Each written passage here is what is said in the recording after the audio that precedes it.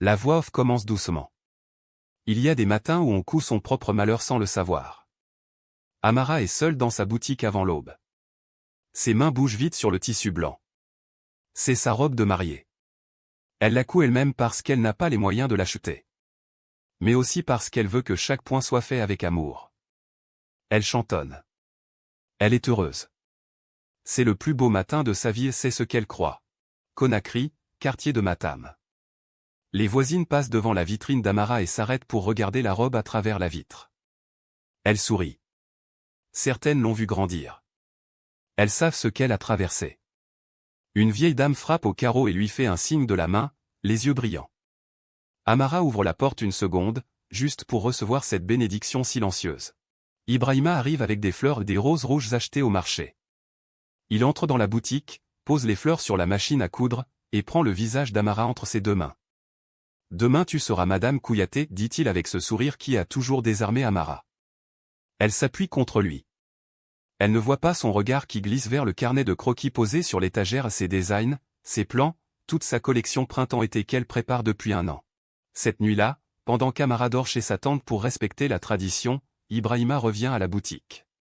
Il a encore la clé et elle lui avait donné par confiance, il y a 6 mois. Il entre dans le noir. Ses mains cherchent directement l'étagère. Il prend le carnet de croquis.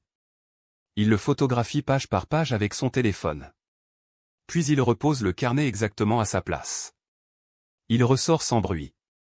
Comme s'il n'avait jamais été là. L'aube du lendemain. La cour de la tente d'Amara est en pleine effervescence. Les femmes chantent. On apporte les plateaux de henné, les colliers en or, les pagnes colorées. Amara est assise au centre, les yeux fermés pendant qu'on hâte ses cheveux. Sa tante Binta pleure déjà de joie. « Ta maman aurait été fière, dit-elle. » Amara serre les dents en souriant. La mention de sa mère lui fait toujours mal, comme une vieille cicatrice qu'on touche par accident. La mosquée du quartier. Les hommes d'un côté, les femmes de l'autre. Amara arrive dans sa robe blanche cousue de ses propres mains. Le quartier entier est là, 200 personnes au moins. Elle avance lentement, les yeux baissés comme le veut la tradition. Les youyous des femmes s'élèvent. Ibrahima l'attend devant l'imam. Quand leurs regards se croisent, il lui sourit. Elle lui sourit. Ni l'un ni l'autre ne sait, elle ne sait pas encore, lui sait déjà. L'imam commence à réciter. Et c'est là que ça arrive. Un homme entre dans la mosquée en criant. C'est Sekou, le cousin d'Ibrahima, mais Amara ne le connaît pas. Il tient un téléphone grand écran tendu devant lui. Arrêtez. Cet homme est marié. Il a une femme à Dakar. Un silence de pierre. Puis le murmure. Puis le chaos. Dans la seconde qui suit, Amara ne regarde pas Sekou. Elle regarde Ibrahima. Et c'est là qu'elle comprend tout. Pas parce qu'il nie mais parce qu'il ne nie pas assez vite. Il y a une fraction de seconde où son visage se relâche, où le masque glisse. Une fraction de seconde où Amara voit la vérité nue. Puis il commence à parler, à expliquer, à gesticuler. Mais Amara n'entend plus rien. Amara ne crie pas. Elle ne s'effondre pas. Elle ramasse simplement le bas de sa robe blanche et elle marche. Dehors. À travers la foule qui s'écarte. Les regards. Les murmures. Quelqu'un rit, une femme dans le fond, et ce rire va rester dans les cauchemars d'Amara pendant des semaines. Elle marche jusqu'à ce que la mosquée disparaisse derrière elle. Puis elle s'arrête dans une ruelle. Et là, seule, elle s'assoit par terre dans sa robe de mariée, dans la poussière de Conakry. Le quartier parle. Conakry parle. Les téléphones sonnent. Les messages tournent. Quelqu'un a filmé la scène dans la mosquée et la vidéo circule déjà. La couturière abandonnée le jour de son mariage. C'est comme ça qu'on l'appelle maintenant. Des femmes qu'Amara croyait ses amies partagent la vidéo en commentant. Sa tante Binta éteint son téléphone en pleurant. Mais la vidéo, elle, ne s'arrête pas. 3 jours plus tard. La boutique d'Amara est fermée. Le rideau métallique baissé. Un mot écrit à la main scotché dessus, fermé pour raison personnelle. Les voisines passent devant, ralentissent, lisent, repartent. À l'intérieur, dans le noir, Amara est allongée sur le matelas qu'elle gardait pour les longues nuits de travail. Elle ne coud pas. Elle ne mange pas beaucoup. Elle regarde le plafond. C'est la tante Binta qui apprend la vérité en premier. Une ancienne domestique de la famille Souma, qui a mauvaise conscience, lui raconte tout. Mariama Souma voulait lancer sa propre ligne de mode. Elle avait entendu parler du talent d'Amara, vu ses croquis exposés lors d'un festival local.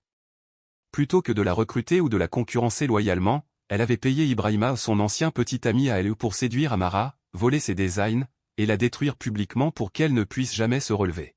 Binta arrive chez Amara. Elle frappe longtemps avant qu'on ouvre. Quand elle entre dans la boutique sombre, elle allume la lumière de force. Elle regarde sa nièce allongée sur le matelas et elle dit, d'une voix qui ne laisse pas de place au doute, « Lève-toi.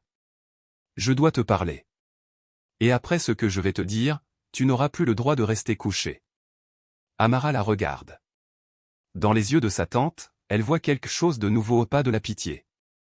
De la colère. Pour elle. Amara écoute. D'abord sans bouger. Puis ses mains se serrent sur le tissu du matelas. Puis sa mâchoire. Binta lui raconte tout. Mariama, Ibrahima, le plan, les croquis photographiés, la vidéo probablement commandée elle aussi. Quand Binta finit, il y a un silence. Puis Amara dit, très calmement, comme quelqu'un qui vient de décider quelque chose d'irréversible, ils ont pris mes dessins. Je vais leur montrer que les dessins, ce n'était pas le plus important. C'est en rouvrant la boutique, 3 jours plus tard, qu'Amara remarque pour la première fois vraiment Fanta Camara. La vieille femme aveugle est assise sur un tabouret devant la boutique d'à côté, une échoppe de réparation de chaussures tenue par son fils. Elle est là tous les jours depuis des années, mais Amara ne lui avait jamais vraiment parlé. Aujourd'hui, sans savoir pourquoi, Amara s'arrête devant elle. Fanta lève les yeux, ses yeux blancs, laiteux, et dit, « Tu sens comme ta mère. » Amara se fige. « Ma mère est morte, dit-elle. » Fanta secoue lentement la tête. « Non. Ta mère est partie. Ce n'est pas pareil. » Un silence. « Je la connais depuis avant ta naissance. Depuis Abidjan. » Amara s'accroupit devant la vieille femme. Son cœur bat différemment maintenant. « Qu'est-ce que vous savez sur elle ?» Fanta sourit, un sourire qui contient un secret vieux de 28 ans. Fanta demande à Amara de la suivre dans l'arrière de la boutique de son fils. C'est une petite pièce sombre, sentant la colle et le cuir. Mais dans un coin, il y a une vieille malle en bois. Fanta pose ses mains dessus avec une familiarité ancienne. « Ta mère m'a demandé de garder ça. Elle m'a dit, si un jour tu croises ma fille et qu'elle a besoin de savoir, tu lui montres. » Elle ouvre la malle. Amara regarde à l'intérieur. Il y a des lettres. Des photos. Et un article de presse d'Abidjan. Amara prend la première photo. Une femme jeune, élégante, debout devant un atelier de couture avec une enseigne en bois, Maison Diallo Création. La femme dans la photo a les mêmes yeux qu'Amara. Les mêmes pommettes. Amara retourne la photo. Au dos, une écriture féminine et soignée, Abidjan, 1998. Pour ma fille, quand elle sera grande. Amara respire avec difficulté. Il y a 22 lettres dans la malle. Toutes adressées à Amara. Toutes non envoyées, et certaines expliquent pourquoi, je ne sais pas si tu veux me lire. Je ne sais pas si tu me hais. Je ne sais pas si ton père t'a dit que je suis morte. Je n'ai pas le courage d'apprendre la réponse. Amara lit debout, dans la lumière de la lampe. Fanta est assise derrière elle et ne dit rien. Elle sait qu'il faut laisser les mots faire leur travail. Amara rentre chez elle avec les lettres et les photos sous le bras. Elle s'assoit à sa machine à coudre, pas pour coudre, juste pour avoir quelque chose de solide sous les mains. Elle réfléchit longtemps. Puis elle appelle Binta. « Je dois aller à Abidjan, dit-elle. » Un silence au téléphone.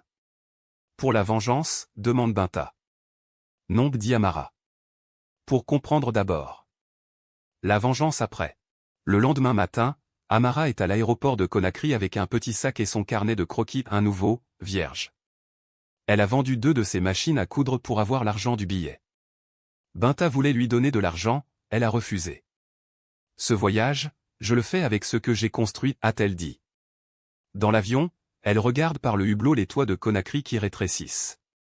Elle n'est jamais sortie de Guinée. Abidjan la submerge. Elle n'avait vu cette ville qu'en photo. Les immeubles, la circulation, le bruit, la vitesse. Elle prend un taxi et donne l'adresse trouvée dans les lettres, une adresse dans le quartier de Marcory. Le chauffeur connaît l'endroit. Maison Diallo Création ? Tout le monde connaît ça ici, dit-il, l'air surpris. Vous avez rendez-vous avec Madame Kadiatou? Amara répond, quelque chose comme ça. L'atelier est dans une belle villa rénovée. Une façade blanche, un portail en fer forgé, une enseigne discrète mais élégante. Des mannequins visibles à travers les grandes baies vitrées. Des femmes en uniforme qui travaillent à l'intérieur. Amara reste sur le trottoir d'en face pendant 10 minutes. Elle ne bouge pas. Elle regarde juste. Sa mère a construit ça. Sa mère absente, sa mère morte a construit quelque chose de beau. Et Amara ne sait pas encore si elle doit admirer ou haïr. Amara entre finalement. Une jeune réceptionniste en uniforme brun et or l'accueille avec un sourire professionnel. Vous avez rendez-vous? Amara dit non. Je cherche Madame Kadiatou Diallo. La réceptionniste tape quelque chose sur son ordinateur. Madame Kadiatou est en réunion jusqu'à 17h. Vous souhaitez laisser votre nom? Amara hésite. Puis elle dit, dites-lui que c'est sa fille. Le sourire de la réceptionniste se fige. Kadiatou descend l'escalier en 10 minutes, quelqu'un a dû la prévenir par interphone.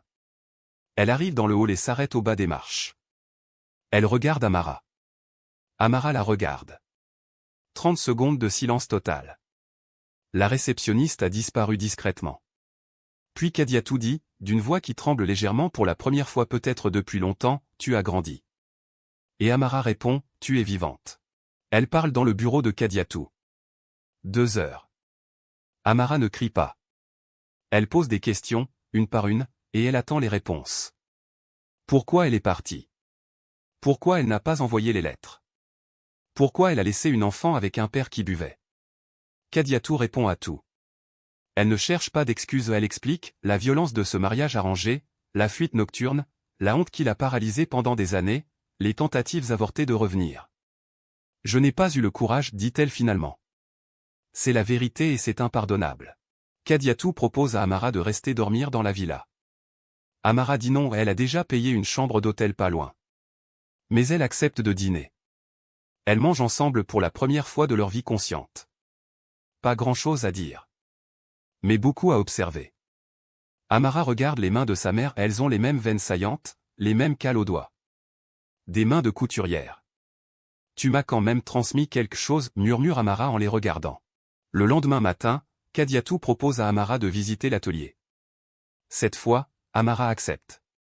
Elle marche entre les tables de travail, touche les tissus, observe les patronnes travailler. Kadiatou la regarde regarder et quelque chose se transforme sur son visage. Parce qu'Amara ne regarde pas comme une visiteuse. Elle regarde comme quelqu'un qui voit des problèmes à résoudre, des améliorations à faire.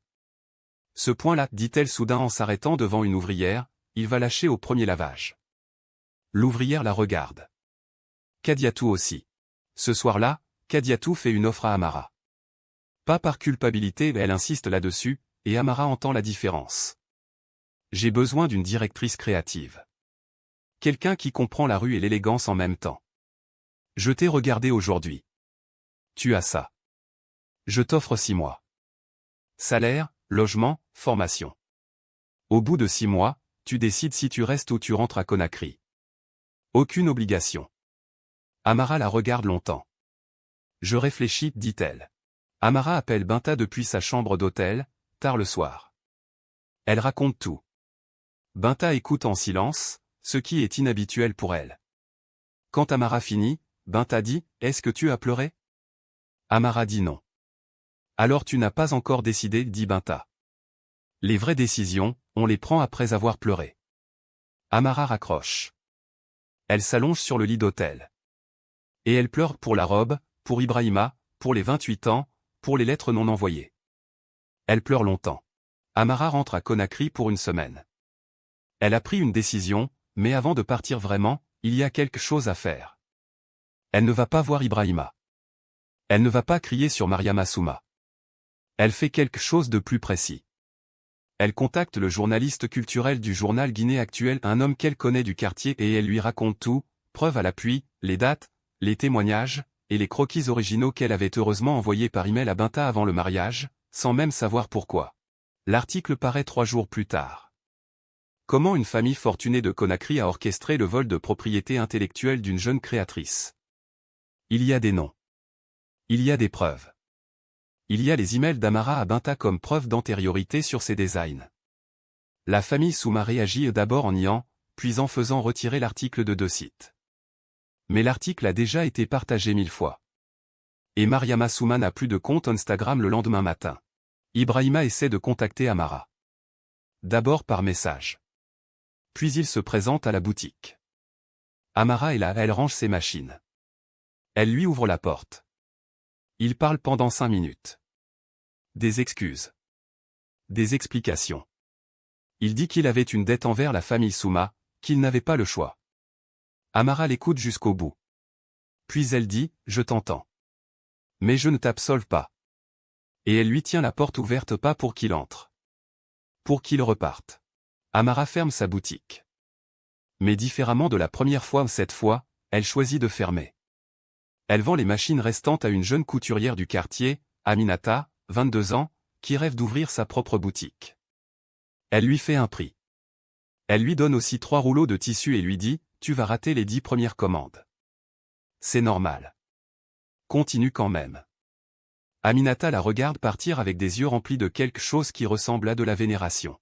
Avant de partir pour Abidjan, Amara retourne voir Fanta Camara. La vieille aveugle est à sa place habituelle sur son tabouret. Amara s'accroupit devant elle et lui prend les 2 mains. Je pars pour Abidjan, dit-elle. Je le sais, dit Fanta. Comment vous savez? Parce que tu ne sens plus comme quelqu'un qui attend. Tu sens comme quelqu'un qui va. Amara garde les mains de Fanta dans les siennes une longue seconde. Puis elle se lève. Amara arrive à la maison Diallo Création avec son sac et son nouveau carnet de croquis. Kadiatou l'attend dans le hall. Elles ne se font pas la bise, pas encore. Elle se serre la main, professionnellement. Bienvenue, dit Kadiatou. Je suis là pour travailler, dit Amara. Et elles entrent ensemble dans l'atelier. C'est la première fois qu'Amara entre quelque part avec sa mère. Ni l'une ni l'autre ne le dit. Elles le savent toutes les deux. Les semaines passent.